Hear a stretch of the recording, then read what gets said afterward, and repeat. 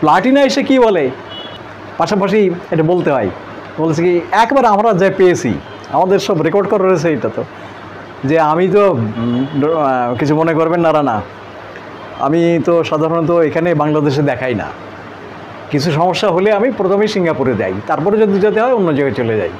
আমার ফ্রেন্ড বলল যে আপনি তো দেখাবেন, তো ওখানে বাউলিবাবু আছেন, অনেক ভালো ডাক্তার, আপনি হোমিওপ্যাথি ট্রাই করতে পারেন।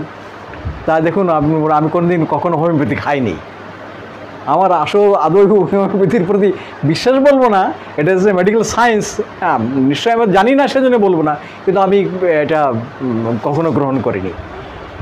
এখন এই বিষয়ে আপনাদের কি ধারণা আছে, কি চিকিৎসা আছে সেটা যদি দেন দিতে পারেন, আমি দেখি, তারপরে না হলে তো আমি চলেই যাব। এই যে কথাগুলো বললো, এই যে কথাগুলো বললো, এই তো একটা মেডিসিন বলছে, আমি তো আইডেন্টিফাই করবো যে আমার সঙ্গে কথা বললো কে, কথা বলেছে কে। ফার্স্ট হচ্ছে হোমিওপ্যাথিকে সে ইগনোর করেছে, কিন্তু হোমিওপ্যাথির সাহায্য চাইছে, হোমিওপ্যাথিকে ছোট করেছে কিন্তু হোমিওপ্যাথির সাহায্য চাইছে। এইটা হচ্ছে সিকিং এইড ফর।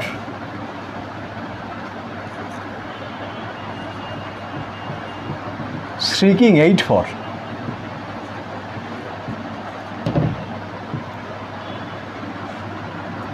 সিকিং মানে চিৎকার করা, চিৎকার মানে যা আপনার কাছে অসহ্য লাগবে, ভালো লাগবে না, যে কথা শুনলে আপনার কান মন খারাপ লাগবে, সেটা হচ্ছে স্ট্রিকিং। এইড ফর মানে হচ্ছে সাহায্য চাওয়া, তো আপনার কাছে সাহায্য চাইছে কিন্তু সেটা চিৎকার করে, এই ব্যাপারটা হচ্ছে তাই।